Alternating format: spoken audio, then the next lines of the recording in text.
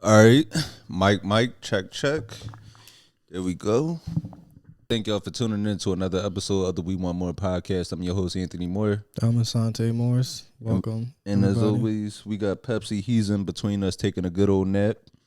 Finally. Yeah, we on episode 110. 110. Please be sure to subscribe on whatever platform you listen to this on, whether that be on Apple, Spotify. If you're watching this on YouTube, please subscribe to that to see how I got my fresh Jason Statham look. Yeah, I just shaved this down.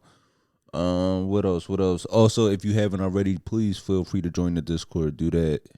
Talk it up with us. But other than that, how you been? Good. Oh, matter of fact, Good. no, fuck that. Give us 5 stars, man. Scroll down, and give us 5 stars. I'm sick of y'all niggas. Yo, I'm sick of these niggas at home, man. Yeah, you sitting on the couch, doing nothing, watching TV. Give us 5 stars. Talking about, hey, I'm going to do it tomorrow. No, why wait for tomorrow? What you could do now, man? Stop right now, scroll down, give us 5 stars, and leave a review, man. You ain't got no job. Nigga, you ain't got no job. Oh, yeah, I don't got a job. I'm happy. Fuck. Neither of us have a job right now. Yeah. I'm fucking ecstatic. Yeah, we free. But yeah, I'm about to find a gigantic white woman and get myself a fucking nice place to stay. Yeah, shit, especially bigger the better. Yeah, especially it's tax time too. So Yeah, this is definitely the time to get one. Yeah, I'm gonna raise somebody else's little Jadens. Yeah, so for a place to stay. But how you been? How you feeling? I've been unemployed, nigga. I'm happy. The fuck? And I've been doing this full time for a little while now. My advice to people that always when it comes to taking that full time like grind in any field, like leaving like the traditional 9 to 5 route, I say is either you want it to be when your job forces you to leave. That's always my advice. Because I know plenty of comics that they always say, I want to go full time. It's like, well, what else are you going to do in that time of not working? I'm going to be selling this dick, like I said. or at least the fantasy of it. To old ladies and single 400-pound white mothers. The fuck? I think as a man, you don't even gotta do nothing. You just gotta talk nice to him at dinner and shit. No, that's the kind of gigolo I want to be. I don't want to be out here just actually dropping a dick off. You just want to give the illusion that the dick can be dropped off. Yeah. Just so you know, there's a world where a nigga like me would do this. That's how it is on you ever watch My 600-Pound Life? No. But have you heard of the show? I've heard of it. So it's like you basically obese people, and it shows like what their daily lives are like. But all those women on there that's like 600-700 pounds and up, they don't never be single. There's always like somebody like you. There's always they like 600-800 pounds, but there's always somebody like you, 150, 160 pounds, that's like bringing them their snacks, keeping them bedridden. Yeah. So you keep the disability check. Cause taxes, that's once a year, but disability, that shit come around like clockwork. So you definitely want to keep her in the scooter, keep her off her feet, and make sure she can't get through the doorways, so she can't tell nobody what you doing to her. But let me see what's going on with me. Well, I just got back. I was in Buffalo last night. How was that? Buffalo, that was a great time. So I was out in Buffalo, open for Dan Soder. Damn, I'm an opener for an opener, nigga. I need to kill myself. Open for Soda out there. My bad. I'm sorry. That was no disrespect, man. That was good. That's fucking hilarious. No, it was cool. Buffalo was a great time. Had some good ass wings out there. Buffalo, they really invented the wings? I don't know if they really invented them, but I guess they got to run with the name. Okay. So, So it's like when Bill Gates said, Bill, what's the dude that said he invented the internet? Never mind. I thought I had a thought. But Al Gore? Al Gore. Why did I say Bill? Yeah. Al Gore. Remember he said he invented the internet? Yeah. Or I guess people thought he didn't. He just had to run with it. Yeah. I was trying to make a logical connection, but we'll move on. Continue your story, please. Yeah, but the buffalo wings, so I got some regular hot wings, and then I got some honey Cajun barbecue. Yo, honey Cajun barbecue. that shit was amazing. Never heard of that flavor before. As you know, when it comes, niggas only know mild, hot, lemon pepper. But yeah, bro, they had some flavors out there, and I'm telling you that honey Cajun butter or honey butter Cajun, whatever it was, that shit was amazing. Yeah, so definitely the show was cool, but man, them wings got me looking forward to going back to Buffalo. I completely understand. Like, we do comedy for the wings. Literally, Like shit. It comes to the point where sometimes when you doing a show, you gotta wait till after you get paid to get the wings because they will definitely try to take that out of your paycheck. Yeah. They comedy, you know, these shows, they come and go. The wings are eternal. Oh, matter of fact, let me actually shout out some shows that we actually do got coming out while we talking about comedy let's do shows. some self promotion. Yeah, so this week, March 7th, Saturday, we'll be in Montclair, New Jersey.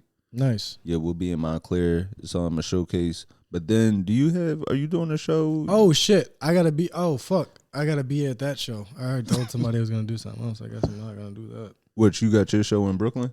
No, that's different. I mean, I got a show in Brooklyn on the 5th, but yeah. Okay. I always double book myself. I'm gonna have to.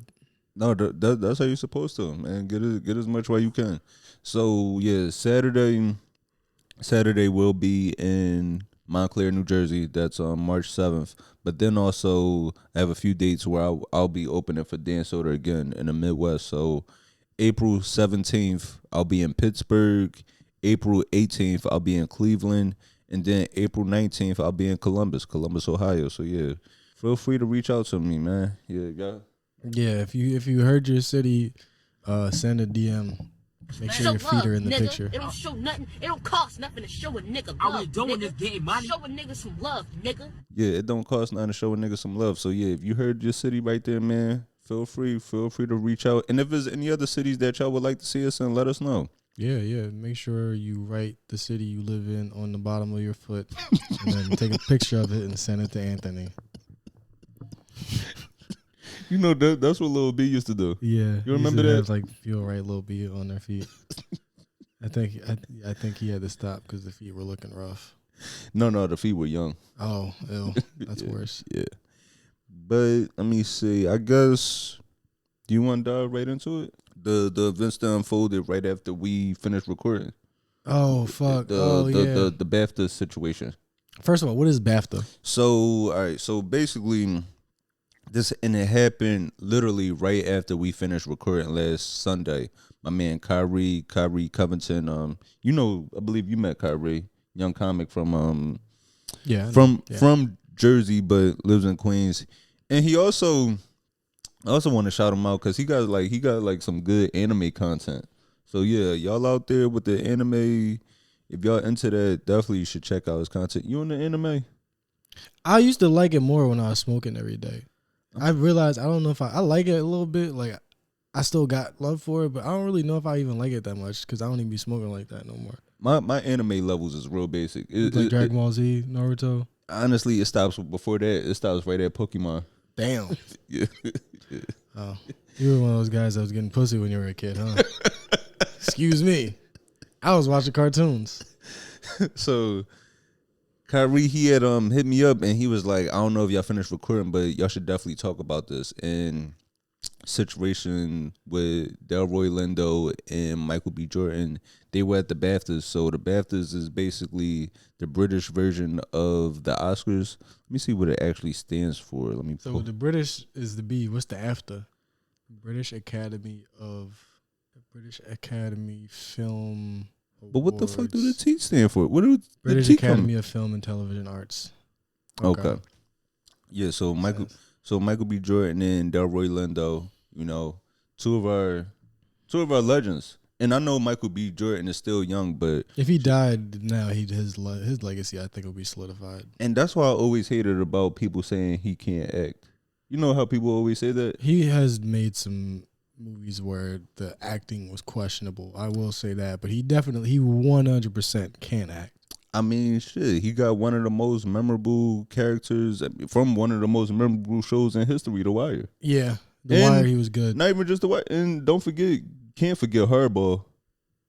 Fuck. I try to forget that. That was one certain movies like that. And I think Pay It Forward, like movies where the kids die, I always avoid.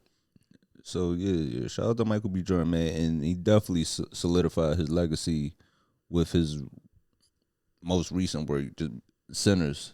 Yeah, that he could act. That was good. Yeah, being able like 4 characters, and being able to capture these characters' distinct personalities so well. Yeah, I get it though, because Killmonger, there was some like, all right, nigga. So it was a situation where Delroy Lindo and Michael B. Jordan, they were presenting, and during this, John Davidson, a Scottish, I believe he's Scottish activist.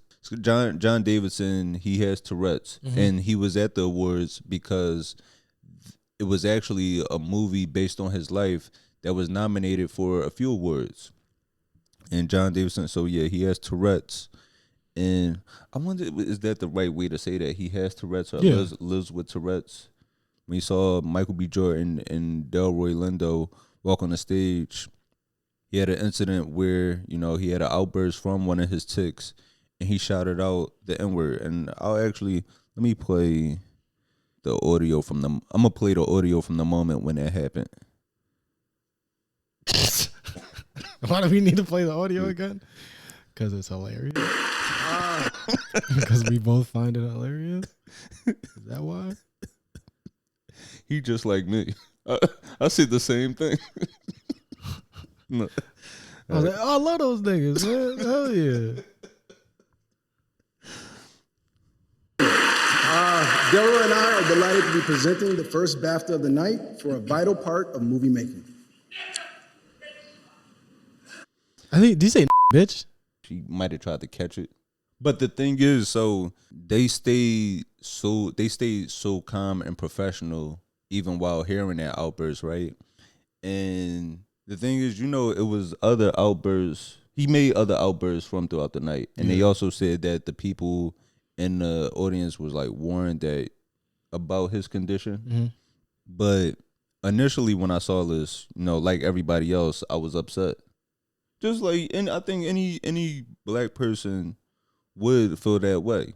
Even if you were aware that somebody is there with Tourette's, you don't know if that's the person that said it or anything. You just hearing that. So naturally I was upset. And that's why I'm glad that we didn't talk about this the moment it happened, because we got a week to sit with it.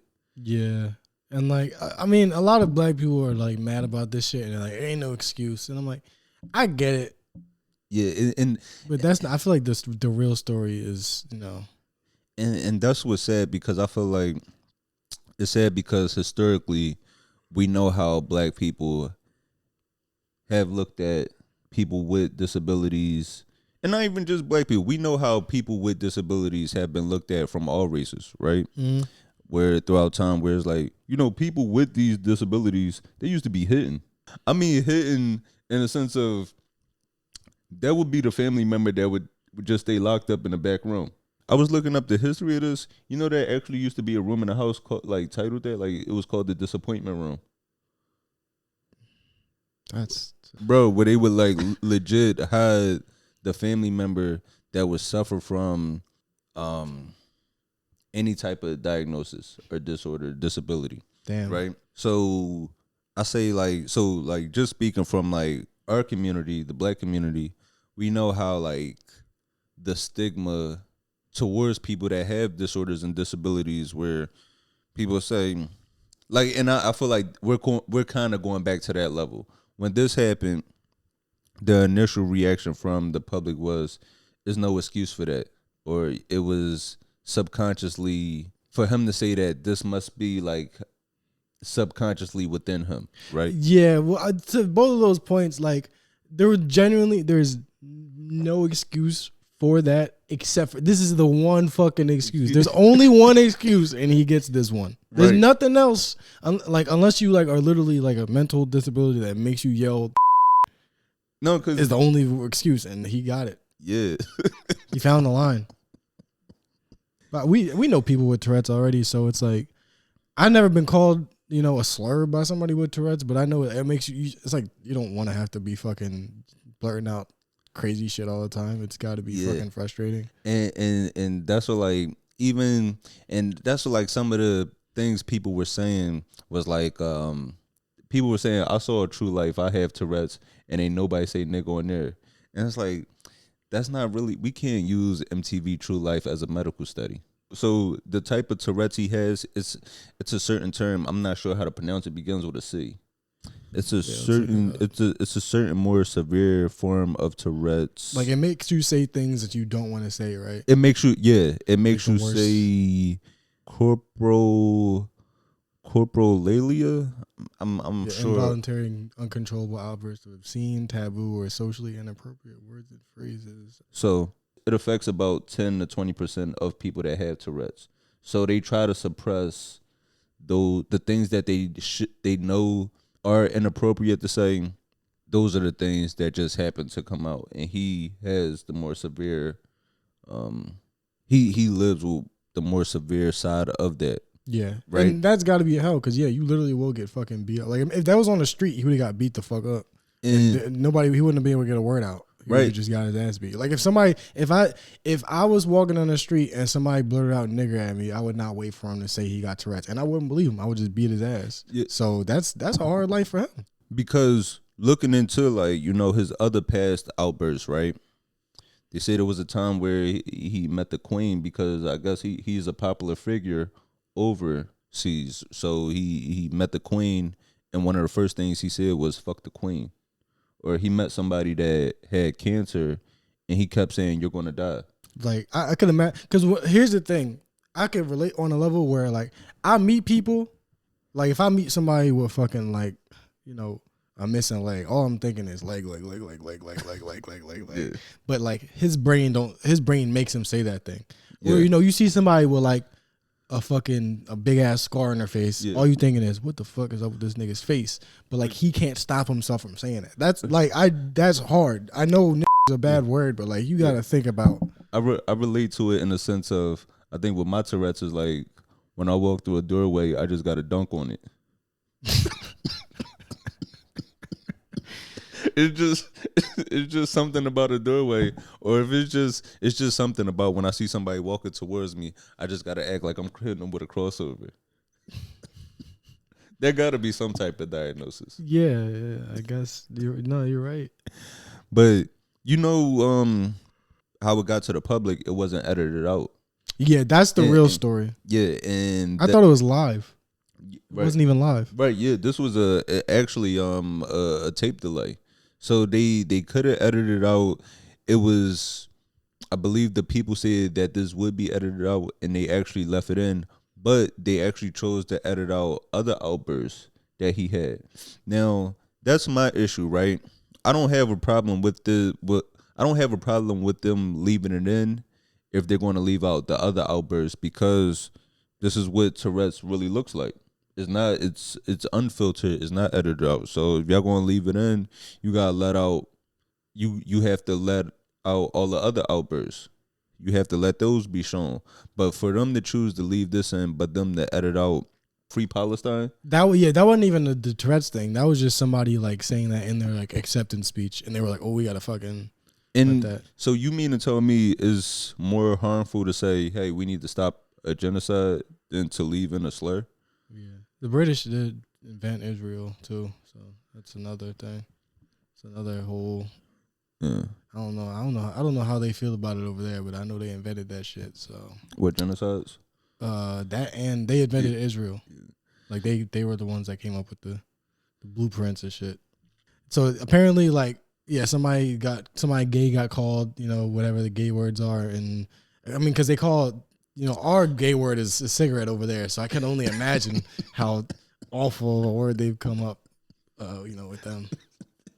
He said that, and they was like, "No, you got to take that outside if you want to smoke." Yeah, it was just you can't.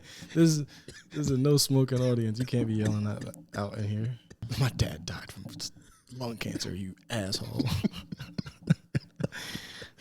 Yeah, but I feel for both of these guys. not even just of course I feel for Michael B. Jordan, but I definitely do feel for Delroy Lindo because it seemed like at his age, this is like the first time where he is starting to get his flowers. Yeah. In his career, and definitely should be celebrated as one of our greatest actors. Yeah, Delroy Lindo's been in some shit. I guess my first time coming across him would be Romeo Must Die. I definitely never saw that. You ain't see Romeo Must Die? That was Jet Li, Aaliyah. That was like that was kind of like a romantic Rush Hour. Nah, I didn't see that. DMX. Yeah. I've seen. What have I seen? What was like the first thing I seen him in? He's one of those people that's in so much shit that it's hard to even like. Malcolm X. He was the mentor. Shit. Oh yeah, damn. He was the detective in Going in 60 Seconds. You ever see Going in 60 Seconds? Nicolas Cage. He had to steal all the cars years ago, like very very long time ago. Yeah. So yeah, initially when I saw the outburst, I was upset, but then like just thinking about in terms of, I used to work with people with disabilities. Like, I worked in plenty of schools as staff support. So I started to think about my experience with that, right? And some of the things that I've witnessed. And some of the more extreme cases would be, I remember I worked with this young Indian kid, right? Young Indian kid had he was more on the nonverbal end of the spectrum of autism, and he had scabs all along his knuckles because he would just bite himself all day. He would bite himself, and it made me think of like, as far as like the outbursts, and sometimes people have disorders or just challenges or disabilities that causes them to make these involuntary actions. Yeah. And of course we don't want anybody causing harm to others, but sometimes people even harm themselves. So of course sometimes we might get caught in a crossfire that whether that might be a verbal or physical. Yeah. And then it also made me think of how we just talked about Eric Dane. Eric Dane passing away from ALS, right? Where we watched him, we watched Eric Dane, like his body deteriorate over the past year, even though mentally he was still there, right? Yeah. So it's like sometimes your body might function in a way you don't want it to. Yeah. So that's how I look at this with Tourette's. Of course. And that's the fucked up thing is because they put a microphone next to the boy. Right, yeah. Knowing he got Tourette's. Yeah, they mic that area. Like, why would you do that? That's like giving somebody with muscle spasms, hold his baby real quick. You know that baby getting flung across the room or dropped at the very least. And that's terrible decision making. I mean, you can't. All right, the British making bad decisions. They killed Crispus Attucks, man. Rest in peace, my nigga Crispus Attucks. We the only podcast where you'll hear that sentence. No, but one of the actors from who that? I believe her name is Jamie Lawson. She was one of the actors in Sinners. She was the one that didn't go home. Like she stepped out on her husband to go to the party. She was the one that was getting her coochie ate? Yeah, by a preacher boy. I know her man was wondering like, yo, where's she at? And it's like, that bitch a cheating vampire now. Yeah, but and also like, that 1930s pussy was marinating in all types of motherfucking.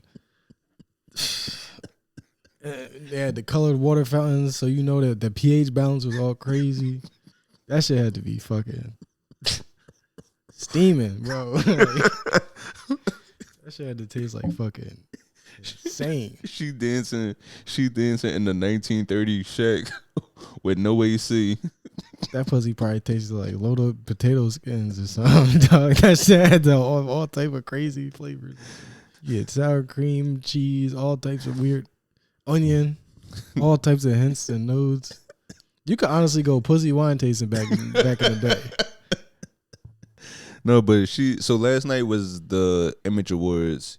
she spoke out on this. She did. This was the first time, and it was good to, like, you know, a week later to have Delroy Lindo and Michael B. Jordan be able to get some love and support in front of their peers. Yeah. Like, you know, to have them in a safe space. And, you know, Jamie Lawson, she spoke out on the events that her co-stars had to deal with. Did you talk to any of your cast? Anything? I absolutely talked to them. I'll first say a big shout out to Mike and Delroy. Like, let's continue to honor them for how they handled that in real time, the grace and the dignity that they exercised, and the whole home team, everybody that was out there, like, really carried themselves well. I think the events this weekend exposed a couple things. Institutionally, we still don't understand what inclusion means. Just because you invite someone into a space, but you don't provide the necessary resources to keep them and everyone else in that room safe by them being there, that's not inclusivity. That's exploitation. That man's disability got exploited that night. And it led to multiple offenses. That's the BAFTA's fault. And I'm really glad she said that. So no, that was the best way. I couldn't put it as well as that, clearly, because I've been trying and I couldn't. But shout out to her for that. They mic'd them up. Yeah, right. What the fuck? Those two men on stage, they weren't protected, but then they exploited John Davidson's disability by micing the area.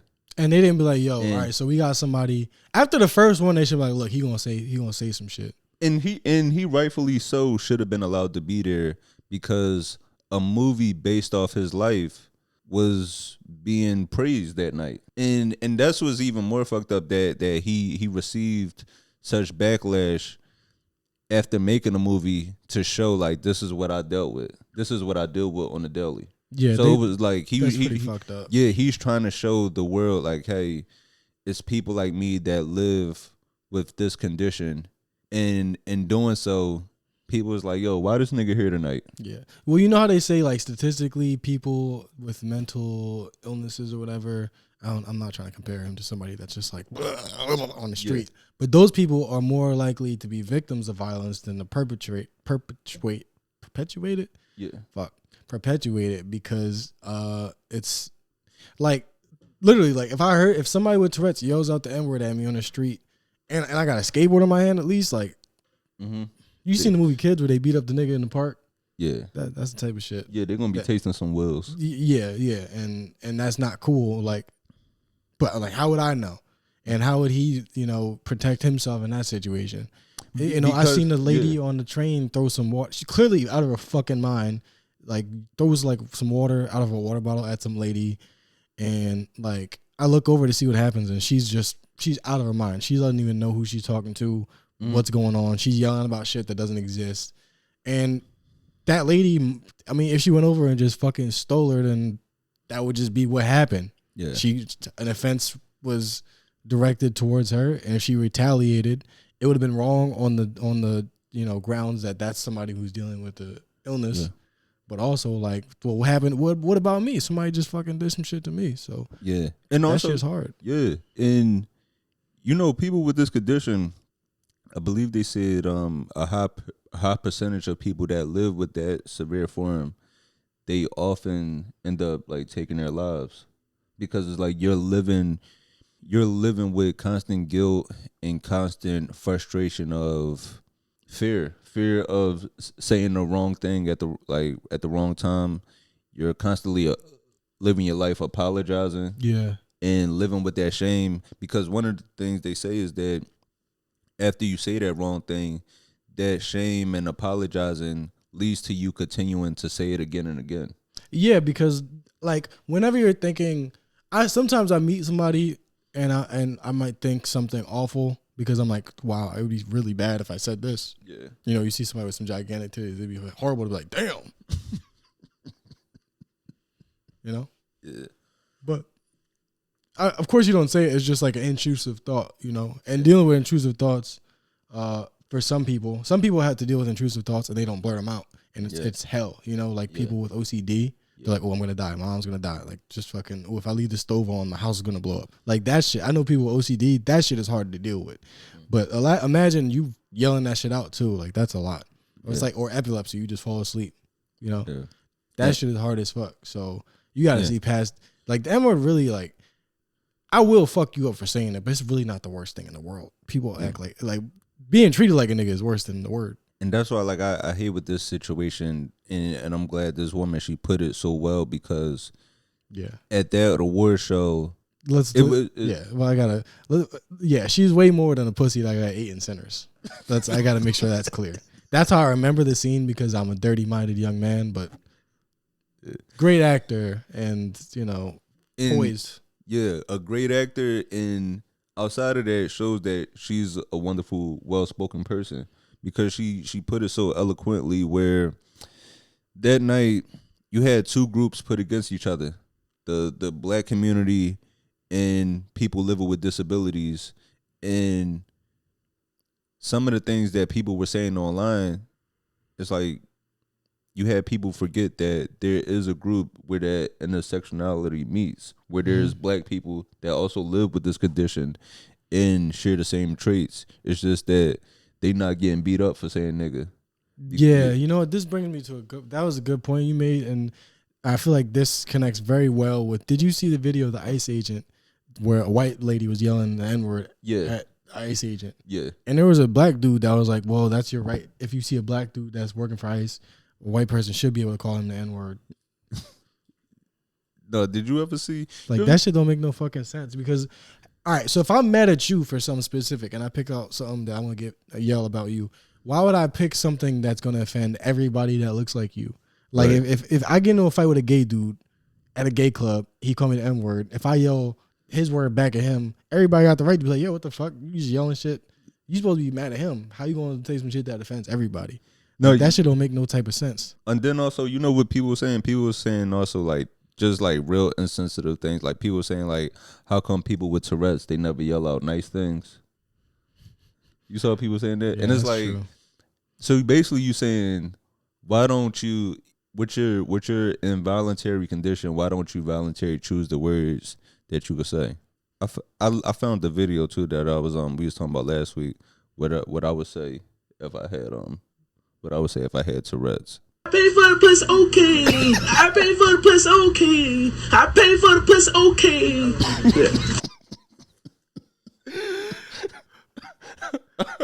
I feel someone.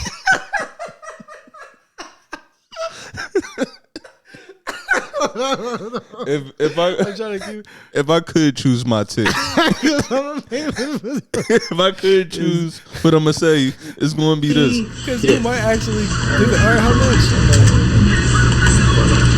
I pay for the puss, okay. I pay for the puss, okay. I pay for the puss, okay.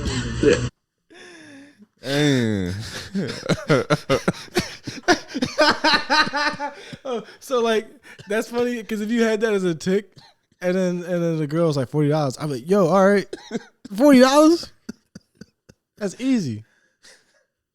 Shit. You might come up off of that. You know, you can develop Tourette's later in life. Like you don't have to have it all. So you might actually get a chance to live out that fantasy. No, I mean, I'm sure. That's so fucking funny, man. No, I'm sure you can, just from like, I'm sure it's some people that's born with it, but then it's also like a brain injury could do that to you. Like a brain injury, a stroke, a seizure. You remember the white lady that spoke like with a Chinese accent after a head injury? Yeah. What I was saying, like just with Eric Dane and his ALS situation, right? Most people from ALS end up passing away from like respiratory failure, like just difficulty of breathing. You know, like all your muscles and like everything just stops working eventually, right? Right. Yeah. So it's like just how like we doing this, we don't even have to think about breathing. It's something like we just innately do that we like just take for granted. So it's like we take for granted being able to control our thoughts. Yeah.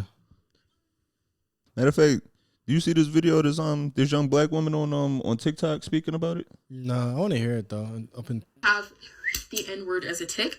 I have other slurs as ticks. Does this mean that I use them regularly? Does this mean that I mean them? Does this mean that I can control what I say? No, it does not. That's not how carpolalia works. That is not how Tourette syndrome works. Quite literally, carpolalia. Okay. You know that? You know, Pardon Me, the song where Future whistling in the verse. Yeah. Her tick's kind of hard. If you can control a tick, it's not a tick. Let me explain what a tick is in detail. Shut up, bitch. A tick is when your neurons misfire. You think that you can seriously fucking control a neuron misfiring. I've never seen a human possibly do that. We have got to stop thinking with our feelings and start thinking with logic. It is okay to be. That was my favorite part right there. We got to stop we got to stop thinking with our feelings and stop thinking with logic. Yeah, like honestly, as black people, we do like to play up, like being a victim of a racist or attack or a hate crime or being called like, you know, an ethnic slur is a hurtful thing. But like people take that of, oh, now I get to take out all of my anger that I've been holding up. So like, all right, all right, so I was in Philly, I was driving and I stopped outside of a cafe to pick up some food and I watched a gigantic, like 6'6", 300 pound, 250 pound black dude. And him and a white lady, I guess, was having some words. He just pulled back, smacked the fuck out of her, knocked her down like crazy. And I was thinking, damn, what'd she say to him? And then I had to think like, he ain't got to do all like he could like have killed her for that. Hearing that word and acting that way, it's kind of like Ja Rule and Tony Yayo ready to throw away their flight privileges because they saw each other on the plane. It's like, is that word really worth ruining your life for? Because you feel like you got to keep it real that one time. Real shit. That's what I'm saying. Like, if a white dude call you the N-word, definitely smack the fuck out of him. Like, beat his ass for sure. But like, you want to kill him? You gonna ruin your own? You gonna go to jail over that? You gonna actually like make yourself into like? I just feel like with the whole thinking with logic instead of your feelings. Looking at this guy with Tourette's and calling him racism, I feel like that downplays the real threats of racism.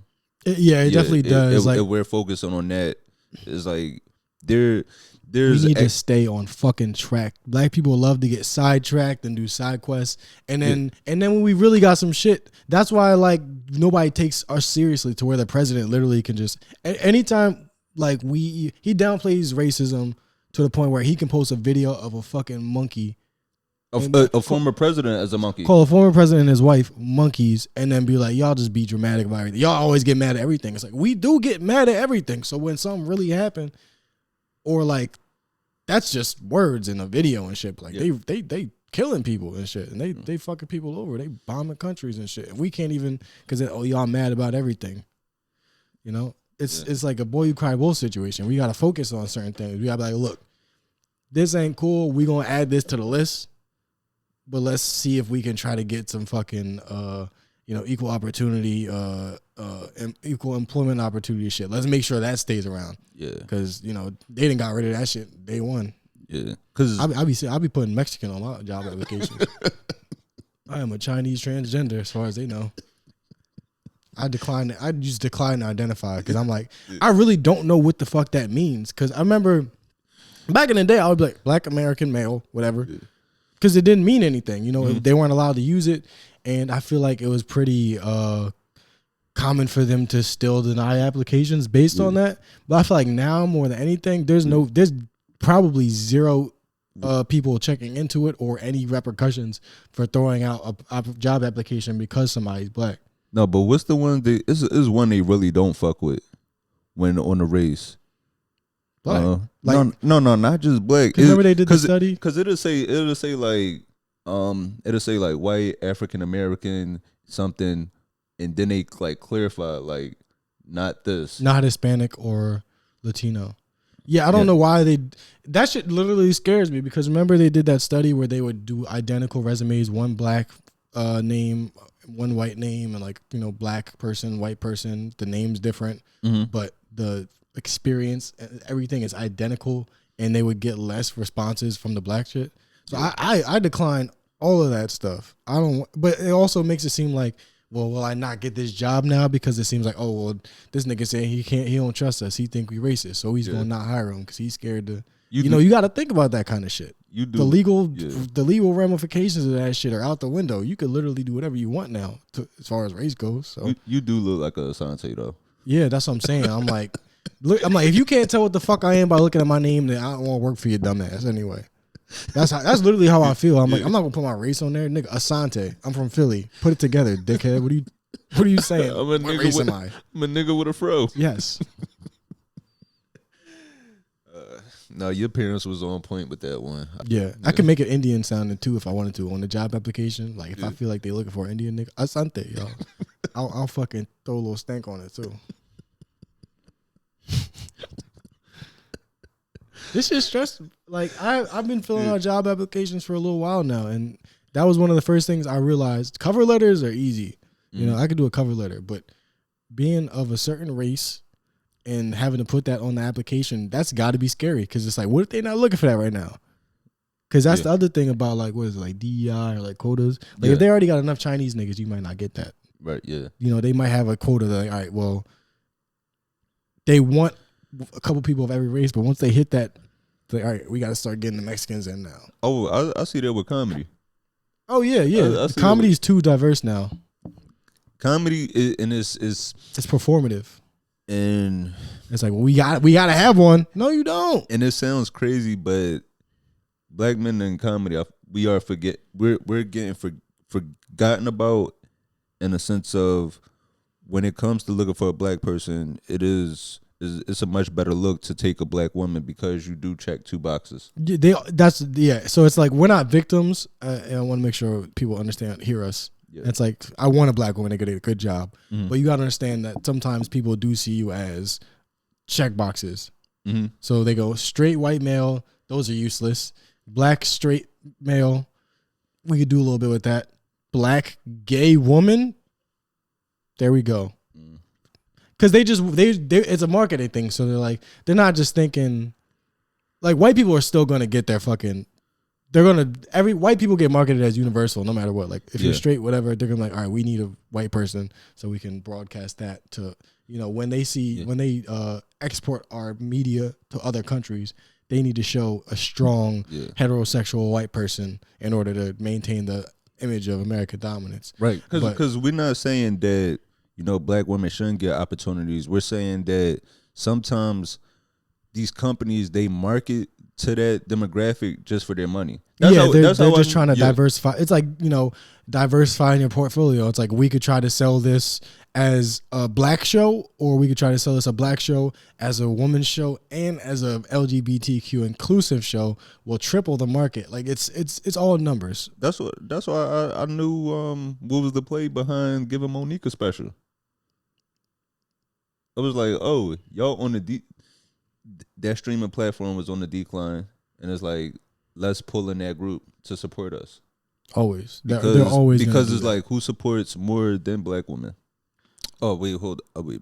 Before we move on, I do want to share John Davidson's statement. Oh, okay, yeah. Before we move on to he said, you know, he was deeply mortified by his outburst, and he said, I was in attendance to celebrate the film of my life, I swear, which more than any film or TV documentary explains the origins, conditions, traits of Tourette syndrome. And he goes on to say, I've spent my life trying to support and empower the Tourette's community and to teach empathy, kindness, and understanding from others. And he chose to leave the auditorium early because the stress that his tics were causing. So it's like, and how about that's what I'm saying. Like, so you gonna let somebody into a building and not accommodate them? Like, you gonna let somebody with a wheelchair into the building but have no way for him to get in and out the building? You know what I mean? So like, they should have gave him an extraordinarily thick milkshake to occupy his mouth for the entire night. Give him a Chick-fil-A milkshake with a paper straw. Yeah, exactly. So he would have felt included. It would have been like a muzzle, but a muzzle he could enjoy, so it doesn't feel like inhumane. I thought of this shit in 10 seconds. You telling me nobody could have drove by? Hey, yo. They don't got a milkshake, a Chick-fil-A close by where they get a milkshake from? Get this nigga a jawbreaker.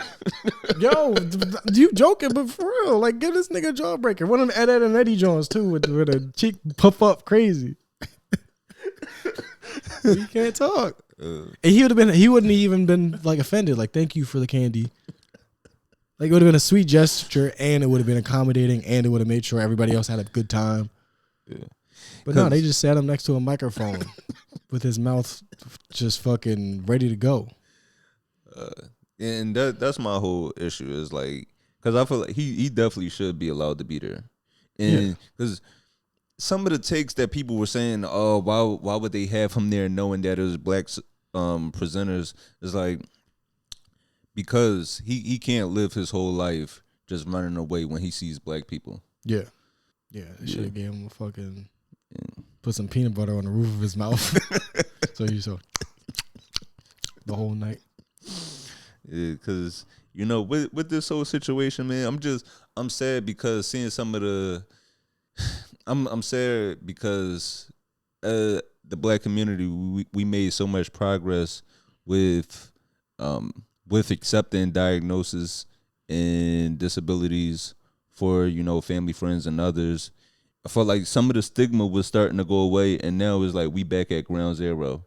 We went from creating safe spaces, and now we're back at the point of ain't nothing wrong with that boy. Exactly, like that. Like the young black girl said, like, my neurons are misfiring. So you think, all right, so this guy says the N-word, so you're gonna start attacking people with Tourette's without even thinking for 5 seconds that some black people have Tourette's. Mm-hmm. So now it's like you're hurting. That's the same thing where it's like, if I say somebody call me the N-word, I say that a gay dude call me the N-word, I'll call him the F-word, and then the black gay dude is probably just be like, yo, what the fuck? I'm here too. Yeah. You know, he shouted out, you know, the bear Paddington? Yeah. Paddington presented. He actually shouted out during Paddington's. What did he say? Bear! From this past week, well, you see the beef going on with 50 Cent and T.I. Yeah, that's just it's so unnecessary. I don't like watching, but it's funny. I guess old dudes do like the beef. It's not like uncommon. Old dudes love fighting. But you know, they were like actually cool at one time. Yeah, everybody's cool with 50 Cent until you start posting about him. Yeah, so this beef has started. I know they did have like a little issue back in the day when like T.I. got arrested. When T.I. first got arrested, right? Like 50, he did put out some lyrics aimed towards T.I., which like everybody was wondering at the time, like, how did T.I. get caught with this amount of guns but only had to face this little amount of jail time? Because he had like a bunch of machine guns he got caught with, and I think he might have did less than a year. I remember that. Yeah, I know. I don't remember 50 Cent saying it in the song, but everybody was like, "Yo, that's." Which he gets made fun of that all the time. Which most people wouldn't remember. I remember it because this was on the second G Unit album. That was the one that only the hardcore fans like myself was listening to. Only the people that had the shoes had that album. So 50 and T.I., their beef, their problems kind of started to resurface this past year because T.I. has been calling out 50 to do a versus against him, which it's kind of weird just because it's like we're so far removed from versus. Like that was during the heat of the pandemic. It's 2026 now. But then also, yeah, we've had the best ones already too. But then also with these two, it just seemed like such a weird, it's forced grouping. Like the Locks versus Dipset. That's sense. Natural. Jeezy versus Gucci Mane. Not only was those two natural, but like those two verses were like, those were exciting because, you know, there was energy. You know, this was for like, who is the best group out of New York? This other one was like, I shot somebody you sent to kill me. Like there was energy there. Yeah. But this is just like. Right, because I feel like for T.I., the ones that he should have went against, they already had their battles. Like I feel like he would have been better going up a Jeezy. It makes sense. It makes more sense regionally, or if he would have went against Luda, but Luda did his battle against Nelly. So I feel like with T.I., everybody he could go against kind of already had their battles. So this was just like super random for him to just choose 50 out of all people, right? Especially somebody that's not active. Now, because of that, 50 Cent versus The Game would have been cool. nah, I mean the game catalog is too deep. Yo, You think it's deeper than 50 Cent shit? Yeah. Well, I mean, do you see why I'm? Well, I don't I'm not know saying that, I agree, but that makes it for a good matchup. It could be argued. You want to know what's crazy? Because like me, I told you, like I'm a diehard when it comes to these people. Yeah. Like I still listen to all of these people from that time period. Right. And so, I envy that about you because, like, I mean, we're the same age range, but like you definitely have a little bit of a closer connection to that shit. But it's like when you get older, you can still listen to fucking the documentary. When I get older, what the fuck am I gonna do with Lil Uzi when I'm 50? Like, am I really gonna be able to listen to Lil Uzi and like connect with that shit when I'm 55? Like when you get older, all your friends really gonna be dead. Okay, that might work. But like, I'm about to be like listening to fucking old ass Playboy Cardi songs when I'm fucking 55. Like, yeah, he invented the baby voice. Y'all don't know nothing about this. Like, am I gonna be able to relate to it? I know you can still relate to like fucking those songs, but what am I gonna do? Because people, once you start turning 30, they're like, all right, time for jazz. You know how people keep saying that shit? And that should be pissing me off because it's like, nigga, my generation didn't invent no goddamn jazz. Jazz is only old people music because they invented it and they ran with this shit. It's like once you hit a certain age, you got to stop going to concerts. The only concert you're allowed to go to is at the Blue Note. Yeah, what the fuck, bro? Like, that's not even my generation. Like, my shit is like Wiz Khalifa, and you know? Actually, he might be one of them people I feel like you could listen to when you're older because it's like old, like smoking, you know, like pipe music and like fun shit. Yeah. But I'm not gonna be able to listen to motherfucking Osama's son and fucking Net Spend when I'm 60. That shit don't make no goddamn sense. Yeah, but in this, so T.I. in T.I. calling out 50 for the verses, 50, you know, he goes to social media, so he started posting pictures of T.I.'s wife. Well, I don't even want to just call her T.I.'s wife because she's a legend in her own right. Tiny, you know, from a member of Escape, and also just a great R&B writer. I think she wrote No Scrubs. I believe Tiny wrote several hits. Tiny was an Escape. Yeah. Who Can I Run To? That's Escape. I don't know a lot about this stuff, but I'm trying to. No, I be getting my black roots. This is Women's History Month, so we got to learn this stuff. Let's celebrate Women's History Month. To celebrate women's history, everybody, all the women out there, make sure you go out there and bring up some old shit to your man. Yeah, so he started posting pictures of Tiny, and so T.I. responded by dropping songs, which I like because it's like that keeps it. That it's not necessarily like not disrespectful, but it does keep it in a realm of like competitive. I mean, jabs. when it comes to war, right? You go to where your specialty is. Like you don't want to.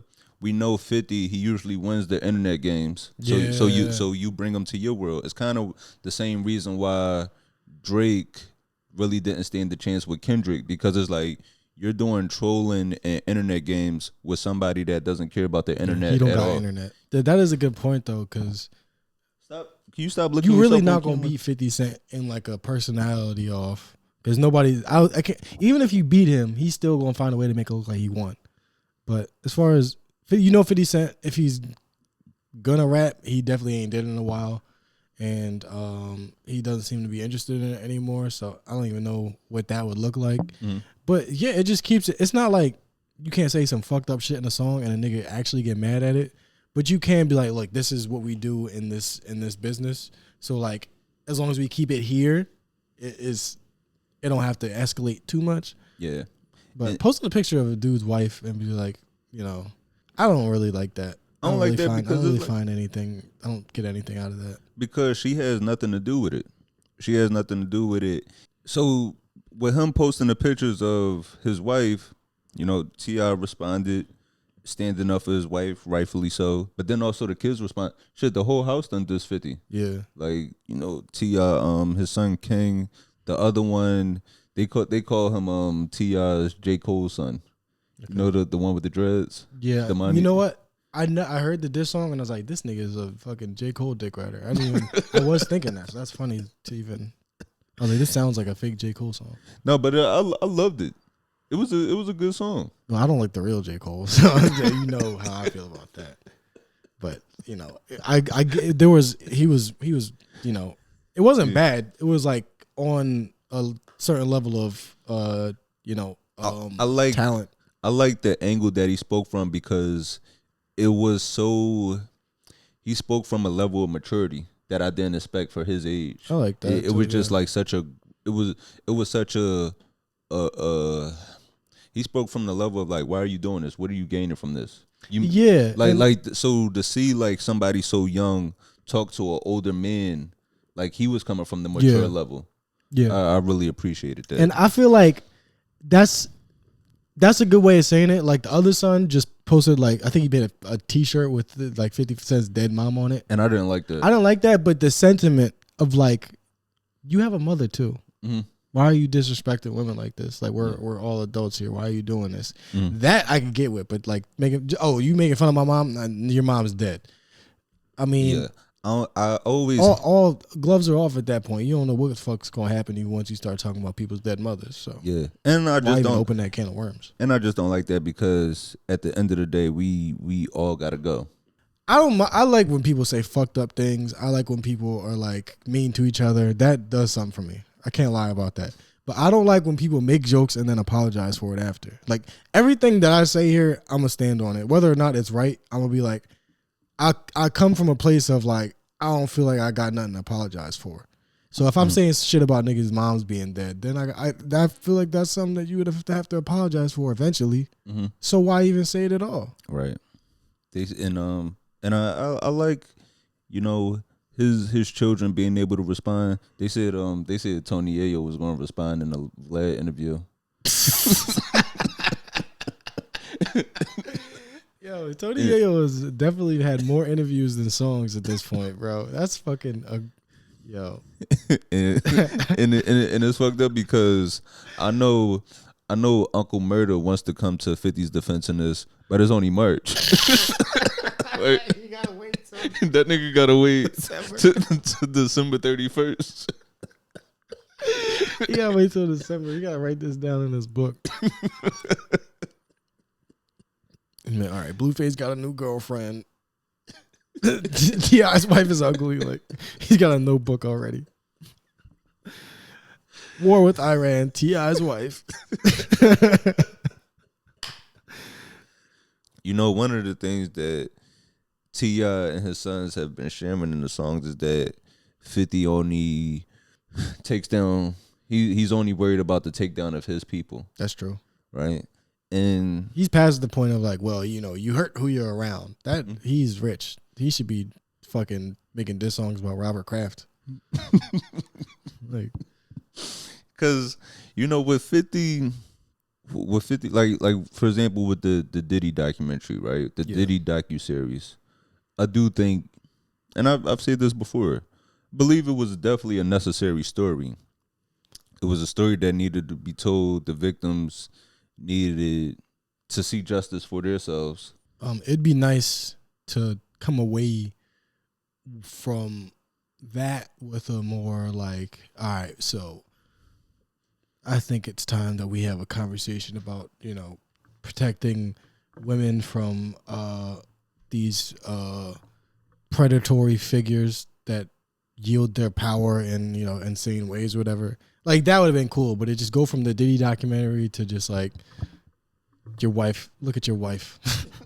It's just you're moving backwards, and I don't know, man. It just obviously like sometimes I see a nigga's wife and I'm like, ugh, but I'm not gonna say that shit on the internet. If I had money too, like that's why am I doing that? You know, like and you know after 10, 20 years of marriage, your wife is supposed to get ugly. Yeah, Like, your wife. That's what y'all do. Y'all grow old and ugly together. Yeah, you're both supposed to be unfuckable to anybody outside of your household. That's how it works. Yeah. Fuckable old couples are bad people, essentially. To be honest with you, like if you guys are going to the gym together all the time, it's because you both got concubines. Young fucking, younger. Your trainer at the gym. Right.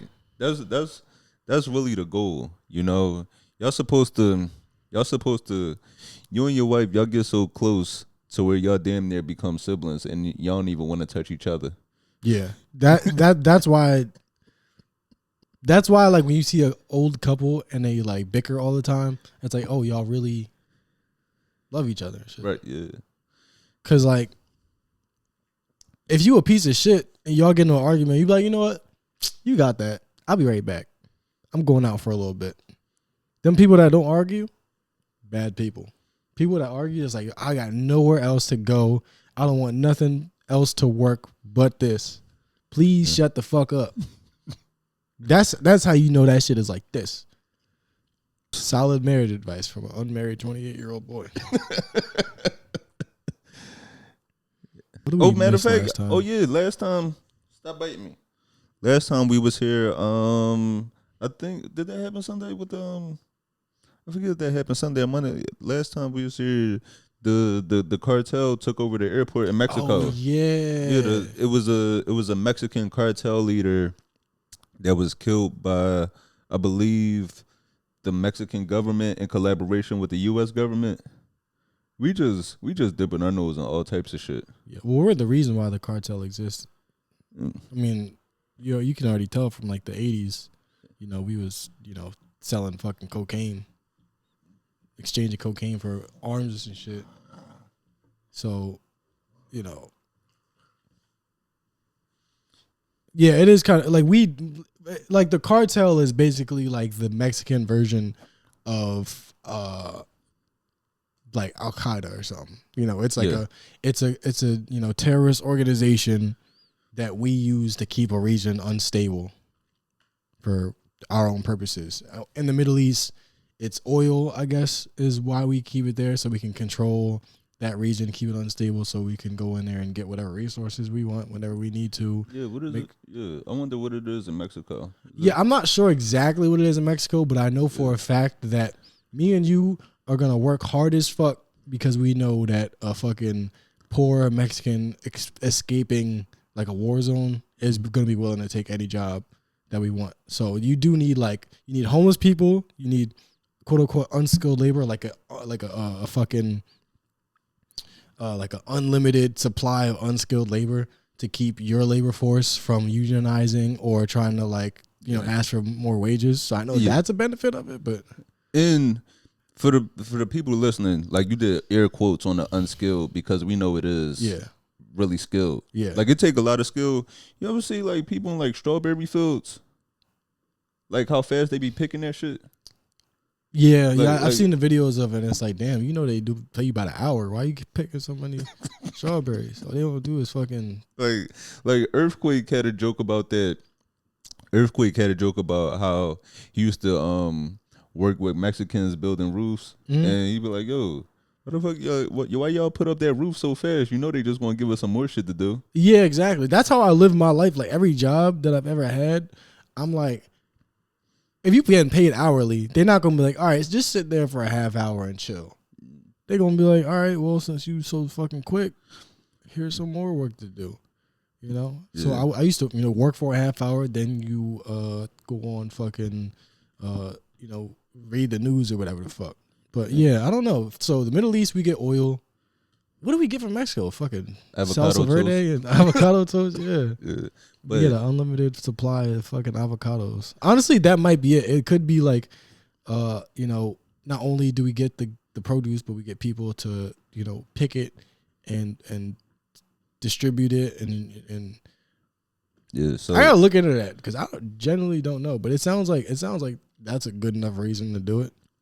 The cartel is so strong that it's just behaving as if it's an actual like army, like it's a militia, and they're actually at war. But if we wanted to, we could drone strike several locations that they are at. I'm sure they understand that we don't care about civilians. Yeah. So it's like, if we find out where there's a bunch of cartel hideouts, we could bomb all of them. Yeah. We wouldn't care who died in the process. Well, so the only reason they are still around is because we want them around. That's a fact. Yeah, well, I guess since we talking about vacation trips, we forgot about this. Shia LaBeouf. Yeah. Well, wait, how do you pronounce his name correctly? I always mess it up. Shia LaBeouf or Shia LaBeouf? I think it's Shia LaBeouf. Well, yeah, he was spotted wilding out at Mardi Gras.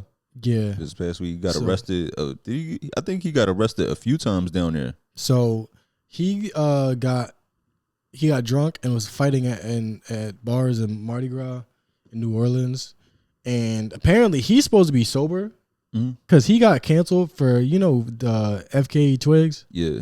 So apparently he was abusing her, and this was a couple years ago when he had to admit to it and shit. And I guess his turn to try to be a better person was not drinking anymore. So it is kind of crazy to see him do the drinking and the fighting people again. My favorite thing on Wikipedia is the controversy section. No, you my favorite thing on Wikipedia is clicking on a person's page and then you see that that their parents have a page. Yeah. That makes you, and we kind of had this conversation off mic where that kind of makes you feel better about where you are in life. It's it's not that you're doing bad at all. It's just that all these people had a jump start. Yeah. Yeah. Only thing my parents, since I moved to New York, only thing my parents bought me was a North Face. And I still feel spoiled. I'm a rich kid with a daddy's money North Face. I'm a fucking pussy. Has your well, I know your mom came up here not too long ago. Has your dad been up here? He don't travel. Yeah, same. Yeah, that's the thing with and I guess we'll change that in our generation with our kids. Yeah. But you probably just like me, where it's I got a Denzel and Fences type dad. Where it's they think feeding you, that was the support. Yeah. Where it's no, that was your job. Yeah, I mean, why would have been taken away if you didn't do that? The toys, I remember the toys, the games, all that stuff. That was to shut us the fuck up. You know how annoying a kid is when it don't got no toys? Yeah. So it's you working all day, you got money for a fucking a video game. I'm definitely buying that. That's a $300 investment in a child that's gonna be quiet. Yeah. I gave you everything, nigga. You wanted me to shut the fuck up so you could fucking have a few moments of peace. And the food, it's you can't not feed a kid. Yeah, because it's the food. If you gave me ramen noodles every day, you'd also have to eat ramen noodles every day. So right, yeah. You got basically, if you want something good to eat, I gotta have it too. Mm-hmm. So I'm definitely grateful to my parents. I think we all should be, but they be trying to get over. Yeah, right. That shit. That's why I was glad. That's the beautiful thing about having a sister so much younger than me, because it's once I reached the age of being able to cook for myself, here come this other little person that my mom has to feed. Yeah. So it's you gotta make something good. I don't know. I mean, fucking. I don't feel like we're gonna. I don't feel like we are qualified to talk about the war was started in Iran. Yeah, I have no clue. I saw. So apparently, they say that the Ayatollah was killed in the strike, which is them the president, I guess. But I think they also Iran is saying that they didn't. So you can't trust either one of them. So what the fuck? Yeah, I have no clue. They're trying to liberate the people of Iran. Common story we've heard before. So I feel I don't know. They killed children, right? Yeah, in those strikes. Right, I believe was it a girls' school? I believe it was a girls' school, and it's just it's wrong, especially to do that during the time of Ramadan. Yeah, it's it's really fucked up during Ramadan. It's fucked up because we were supporting protests in Iran because they're well, the government's trying to silence you, and because your government is trying to silence you, I'm gonna your daughter.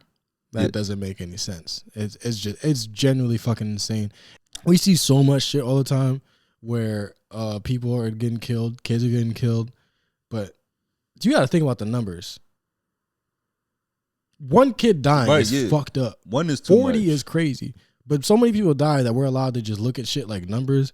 Like the Holocaust, niggas like, it wasn't even 3 million. No, they say it was 6 million. It wasn't even 6 million. It was more like a couple 100,000. I'm like, that's a lot of people to fucking kill. That's a whole city. That'll be like if a whole city just disappeared. Yeah. That's like if you roll through fucking DC or something and everybody's gone. Israel has received so much fucked up PR in the past year or so. Niggas is online talking about, Hitler wasn't even that bad. that shit is like, it's really insane that we reached that point. It is. That people are saying things like that. Yeah, and it's niggas saying it is the most egregious shit ever.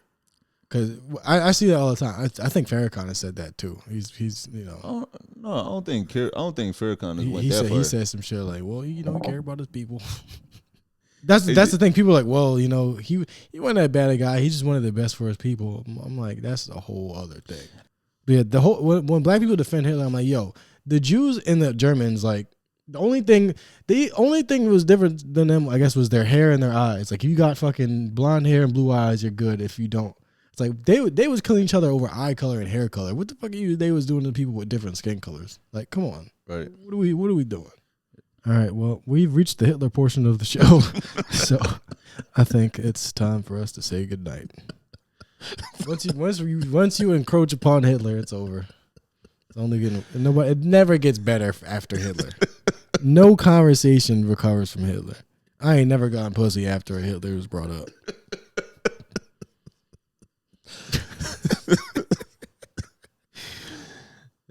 I feel like it's it's funny, like, as a podcast, you like, just so you know, we don't support Hitler. at this podcast, we disavow Hitler. That's what's fucked up. As a podcast, shit, podcast has been wilding so much that you got to say that now. Yeah. Yo, I'm not gonna lie, man. Hitler is problematic. Did you see the New York Times article where they said there was like a dating event where women paid $100 to get in and men got in for free? Nah. Oh, okay. It was like, were women going? So I kind of wanted to bring that up because that was one of those things where I saw somebody might even send it to me, but people read a headline and then they just kind of take it for whatever they wanted to take it for. But I thought it was funny. So it was part of like New York Times has like a radio show or something, and I listened to it, and they said that this was a small event. Is the swipe era over? That was the article, or it was a video article or whatever, or audio thing, podcast. They were basically talking about how like the dating app shit, people, especially in New York, are getting tired of it. And they mentioned one of these dating, like a dating singles event. Mm-hmm. It was like women, $100 to get in, men free. Only 15 women showed up, and only like 5 men showed up. I'm pretty sure. So, and I think it was at somebody's like home in Brooklyn. So it was I think that was like a very targeted like thing. Yeah. So it wasn't that deep. I think it was like, maybe like some like rich white people getting together doing the rich white people shit. So, but that was kind of like people were arguing about this, about how like, oh, women want more than they, whatever, blah blah blah. That's only part of the story. Okay. They talked about a lot of things. Yeah. There was another event that was more crowded, and apparently all right, so yeah, the like that was the story that people wanted to run with because it was more like, I don't know, it just feeds the narrative of men we're worth way more than these women like that. Just because I'm 5'2" doesn't mean that men like to get mad on the internet about shit like that. But the real story, I think, was that there was an event where like 400 people in Brooklyn a singles like wrestling mixer. Oh, okay. They Yeah, got I did a bunch see of that. fucking like it was like Gen Z kids got together and they fucking like wrestled each other as a way to meet. How that's the gayest way to meet a woman. That's fucking ridiculous. What the fuck is wrong with these kids? First of all, I'm 18, I'm wrestling somebody and my dick don't get hard through my pants. That's insane. Why would I even sign myself up to have a public boner? That's just and why is it so hard for people to meet each other to the point where they're like, let's just wrestle each other and it was a Valentine's thing too. That's how starved for physical interaction young people must be, that they would fucking wrestle each other rather than just having a goddamn conversation. I mean, this generation, they don't speak to each other no more. They don't speak to each other. They don't, man. It's so weird. Like I've only met like a couple women off the internet, but for the most part, it's all like in person shit. And especially in New York, I feel like everybody's always surprised. It's like, wow, I didn't think anybody would. It's like niggas just don't do that shit. Right. Now, like OS, they will follow a fat ass 2 blocks, you know. But like, yeah, like I feel like we were probably the last generation that went with. We're probably the last generation that actually found partners from, hey yo, my man trying to talk to you. Yeah, remember like fucking yelling and expecting somebody to actually respond to that. Yo, you hear me, bitch? Like it's too far, but it's a philosophy there, yo. Like that bitch do hear me. Yeah, what am I supposed to say? I mean, probably some of the problems. I think a lot of the problems come down to in society, not just with dating, but just with a lot of things, come from overcorrecting. Yeah, and like we went from. Thank you for taking it there. Like the catcalling and harassment was definitely a problem, but we tried to fix that so hard that we swung completely the other way. So where we're not even to where we're not catcalling, and because of that, we're scared to even say, "Hey, how you doing?" Real shit, and that's a part. That's like a physical interaction, like human interaction thing that young people don't do. Like they don't talk to each other. They don't talk. Like you're in a coffee shop sitting directly next to somebody. You don't say hello. Right. You don't speak to older people. I gotta speak to the microphone. You don't speak to older people. So like, how are you gonna build community that way? How are you gonna go to the coffee shop, sit next to somebody, or go to like some sort of event and not like speak to people and show them that, hey, we live in the same area. Like if shit go down, we got each other. Like that's the kind of shit that we need to make sure exists. Overcorrection, because I've gone out with men my age. And men even a little bit younger, especially the ones a little bit younger, they're like, oh, I don't want to bother her. I don't want to talk to her. It's like she might be dying to be bothered. She might really want to fucking smack the next person that bothers her. But there's only one way to find out. And as long as you're respectful about it, it don't matter. And I think like it's weird for people to do that because they don't talk to anybody. So they're like, I'm going to go talk to this stranger. I never do that. But that's what you should be doing. And that's the key thing you said. As long as you respectful about it. If you respectful, there's nothing wrong with saying hello. Yeah. As long as the problem becomes with when you still stick around. If you say hello and she makes it clear that she doesn't want to be bothered, just leave. There's nothing wrong with saying, hey, I'm sorry for bothering you. Or you might not even have to say nothing. Once she make it clear, just go your separate way. Bro, you don't even have to be like, yo, what's up? You beautiful. Let me fuck. Like, you don't have to start like that. Like, you just get everything out in one sentence. Yeah, you don't gotta do that. Like, if you a young nigga, you supposed to be out talking, especially like dudes. Like, yo, I fuck them shoes. Right. It ain't even nothing. Yo, it's nothing wrong. And that's why I have no problem with saying like, how you doing to like a woman on the street, because I'll say the same thing to a guy. Yeah, it's like speak to old people, speak to niggas. Like you should be speaking to everybody like that. I guess when you're trying to build community, speaking to people that are similar to you or people you think that might have like a kind look that you can approach. I don't like being approachable. But it's just the world not going to change that way. You're not going to be able to. we gonna keep getting bullshit if we all just sit in the fucking bubble. So you gotta get out the fucking bubble. But what I'm trying to say is, you speak to everybody. When I meet niggas out and like they cool, like, you know, yo, this jacket cool, and then y'all start talking about shit like, oh, you like this type of music, whatever. Like y'all might not be friends later, but y'all friends that night. So when you're doing that type of shit all the time, it's not gonna seem weird when you say that type of shit to a woman, and then now y'all just vibing. Yeah. And then you could be like, hey, I think you're really pretty, blah, blah, blah, blah, blah. Let me fuck. Yeah. You know, that's why you can bring that shit out. Yeah. But you can't just start with like being nervous to talk to a stranger, because that's what makes you look weird. Yeah. And you know, I mean, it's cool when women speak, but I love when like a random guy might speak, just because it lets me know that he's coming off as like we're both showing that we're not threatened by each other. Yeah, man. I like, love that. I'm comfortable here. Hello, are you comfortable? Also, it's a nice night. That's what human beings thrive off of social interaction. Because you know, I told you the story last week about how I was on a train. A guy's phone was dead. He had on the shiesty. He came up to me and said, "Hey, pardon me, bro, but my phone dead. You mind making a call for me?" And it was cool because we both shown that it's not a problem, and we building that community real quick. Yeah, like, here, I got you, bro.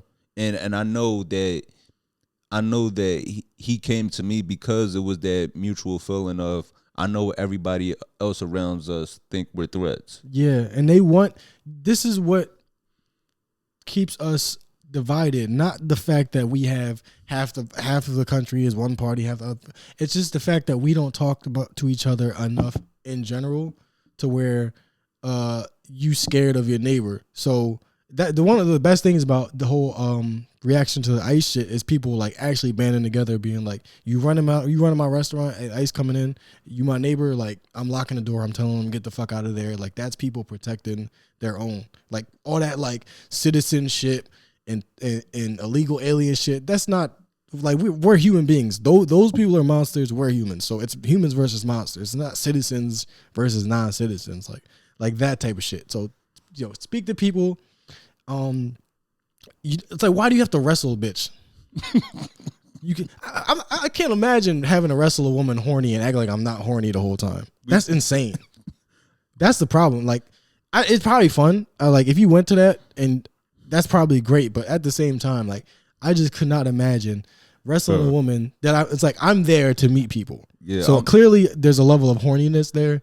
And but I'm fine with I can act like I'm not horny when I'm talking to a chick, but not while I got her fucking in a figure 4 leg lock. I can't imagine a wrestling speed dating event in Brooklyn. First of all, I don't want them arms in my face.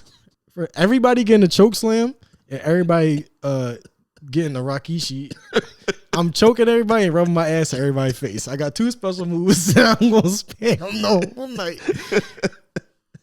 Everybody get a tombstone and I'm gonna go.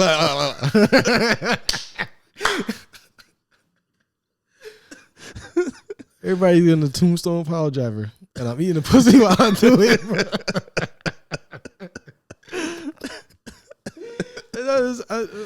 We were making a good point before we got immature about it, but like, really, literally, it's so easy to talk to women if talking to people is what you already do. Yeah. Because everybody don't want to fucking talk no matter who it is. Like, you might say hello to an old lady and she may be like, hello.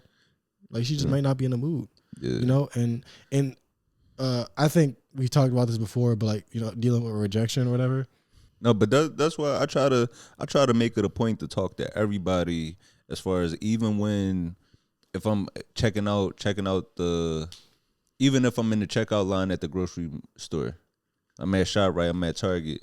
Oh shit, I'm not even supposed to be in Target. But I try to, you know, have a conversation with everybody, because that shit, it goes a long way. You don't know how, it's so many times where just these workers, the bus driver, they feel ignored. They're not like, people are just passing. They're coming across so many people, but they're not having any interactions. Yeah, you know what's funny? When I get on the bus, I don't pay for the bus, but I say, hello, how are you doing? I just keep walking. I say, hey, how you doing today? And I keep walking. And then when I get off, I go, thank you. I'm not going to pay. But those simple words go a long way, because it's like, you never know who you never know who day you might make just by saying hey. Yeah. No, that's true. And I was not like this. Like probably even when I first met you a couple years ago, I might have been more closed off as a person. But it's just if you closed off, you gonna live in a closed off world. Like the world's gonna respond to how you are. So if you want to live in a brighter world, you kind of got to be a brighter person. So I feel like that's where that came from. But I only say that to say, like, if you feel like, it's too much, I don't think I could do that. Like, you bitching. Yeah. Because I'm very introverted. I would love to not be able to talk to people, but they snatching people off the street, so I got to know who the fuck is around me. Yeah. Go out and talk to a lady. Don't fucking wrestle her, dude. That's just absurd to me. Yeah. I'm so disappointed in my young people for that shit. Oh, but that's real, man. It is not a crime, or there's nothing wrong with talking to somebody. It's wrong when, you turn that into harassment. Yeah, and if you look good, you smell good, women talk to you. It's not gonna be the one you want, but if it's 4 a.m. But shit, if you don't, but even if you don't smell good, if you don't cut your hair and you watch anime, I'm sure you still get a conversation with somebody. Yeah. Y'all both gonna be like, what the fuck is that smell? And then you'll go lock eyes. Like, you smell just like me. Doritos, right? I love Doritos and Mountain Dew. Yeah, even the nastiest nigga on earth got a female counterpart. Hey, we say all that to say that you still can be horny and respectable. Yeah, and that's where we all came from. Yeah. Your dad was horny as shit. But he walked your mom home from school. And sure, he was 30 and she was 16, but that's not important. The point thing is he was respectful to her. He walked her home from school.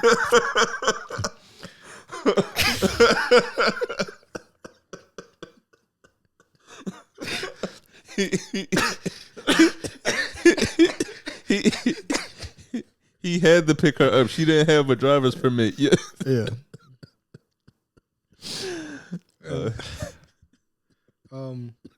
What was I trying? I was trying to get somewhere, but yeah, women are gonna feel safer if they feel like there's people they can talk to when they're inside of if they're at a place and there's guys talking to them and they're not all just saying it like giving like fuck me eyes. If it's just people are being nice, then they're gonna feel a little safer, and then it's gonna spiral into them being more open. But when the hoes are scared, don't nobody get nothing. So it's beneficial to you if you need that kind of motivation, and it's just women should live in a world where shit is a little bit smoother. Yeah. You might have a daughter one day. Then you gonna start worrying. Don't be one of them niggas that don't find out women are people until you have a daughter. Bro, I hate that. Message. That is real. Do not be one of those guys that find out that women are people once you have a daughter come in your life. Oh man, once I had my daughter, she just changed the way I look at the world. Women's History Month. Let's this is the first day, so let's see if we can, before we get out of here, I guess we could did we do a favorite? We did a favorite last year. Let's think. What's a favorite? Like a favorite woman's historical figure. I don't want to do that again. Let's do something different. Something historical. Well, actually, I just saw this online this past week. I'm glad you mentioned this. I'm glad you mentioned that. Henrietta, her family settled the suit over the use of her cells. Yeah, this just I did not hear about that. Yeah, this just happened 2 days ago. Damn. Yeah, this just happened. Henrietta, a black woman whose cells are used for damn near everything. Her cells were taken without her knowledge. Her family wasn't made aware that her cells were being used for medical research until 1975. But even with that knowledge, there still was no compensation, and it was just like an invasion of her privacy and her rights as a patient. Yeah. But yeah, so her family just reached a undisclosed settlement. Oh, okay. So yeah, that's what I was looking for. I was like, is there gonna be? But even then, it's still no. Even with that settlement, it's no way to. I don't think it's a number high enough to quantify just how much that is worth. Yeah, because we know these companies have made billions, if not damn near trillions. Yeah, and they also fucking prevent other people from using the shit that they like copyright or trademark or whatever you call it. Mm-hmm. They like are preventing. They might be preventing a cure that could be developed by like another company. Right. That's the shit that's like, all right, man. I don't want to fucking get into a whole thing, but yeah, that's the shit that's fucked up about it. It's like we could fucking. She could have probably fucking contributed to like a cancer cure, but if one company owns those cells and nobody else, or like some form of treatment or whatever, they might be using her fucking shit, profiting off of it, and also not curing the disease that killed her. So right, yeah, crazy shit. Yeah, so definitely for that's a a great person to spotlight for Women's History Month. Henrietta Lacks. If you're not familiar with her story, you should definitely look into that. But yeah, her family just reached a settlement. Do you have anybody that you wanted to mention for Women's History Month? Maya Angelou. Okay, Maya Angelou. I was having not a disagreement, but we were talking about this, and I just thought it was funny because like, she's got like that demeanor. Mm-hmm. You've seen her like speak, but like, she's very important, but also like the point I was trying to make is like she was a sex worker. Like somebody was telling me about how like, I guess he felt bad like cursing in front of an older lady. And it's like, this woman looks like Maya Angelou. And I'm like, there is something to the idea that like, just women are older and they deserve respect. But we also gotta like talk to them like they also lived a life a little bit. Right. And I don't want to like, I'm not trying to like fucking talk shit about like the sex worker thing already, but I also don't have any problems with that, and I also think it's a valid form of work, so that's why I bring it up. But I just think, when you speak into like your elders, your grandmothers, like they know what pussy is and shit. Like they lived. That's where their wisdom comes from. Like these people are not fucking saints or like people that have never done anything illegal or whatever the fuck. Like all of those experiences are the reason why they might be as wise as they are today. And it also shows that sex workers are multifaceted, and they can be great thinkers, they can be amazing poets, and as a sex worker, they can too still rise. Yeah. So I think it's important. She's one of those people where like you could look at her poems and everything, and that's all like incredibly important. But I would never imagine her to be a sex worker with that voice. Yeah, I would be like, all right, you can stop. You don't got sucking no more. But no, I was like, these people were really outside. Like, the civil rights movement was everybody. I don't know. I'm trying to keep it mature now. We just took it all the way off the rails. Good. But I appreciate Maya Angelou, and I think if you're gonna appreciate somebody like a historical figure, as long as they weren't a piece of shit or anything, you should look at the full person and look at all of their experiences and see how they were molded into the person they are today, and see how that might contribute to your view of people now. Like maybe, instead of going out on the strip and buying pussy and just fuck, give her $30 and leave. How about you give her $30? You give her a pen and a notebook, and maybe she might turn into something. And even if they start off like as what you might see as a piece of shit, allow that room for growth. There's just because somebody might start at some point, you never know what they might grow into turn into. So the people that might have known her as a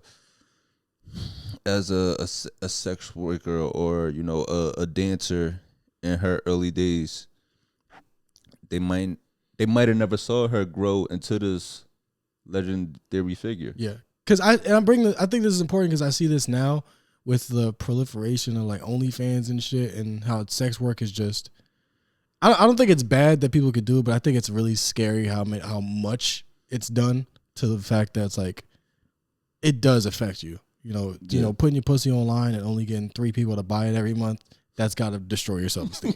And I don't want that for people. Yeah. Like, I want you to have to do it if you want to do it, but I don't want nobody to feel like, you know, having to do that shit. But we see these people that like are, you know, internet whores or whatever, and then we try to keep them in that framework forever. And it's like, how are we ever gonna get new historical heroes of our own generation if we don't allow people to like grow into what they're supposed to be?